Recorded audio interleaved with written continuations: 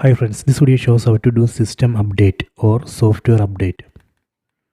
Go to settings, select the settings icon, then go to system, select about, go to system update, then check for update. You can see it's checking for update. See it shows one update.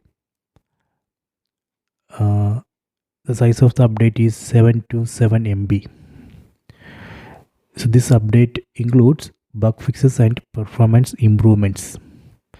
So we can select this download button, then press OK button on the remote. So that way we can download this software update and install it. So this way we can check for software update, then download and install. So I hope you have enjoyed this video. Please subscribe my channel. Please like and share the video.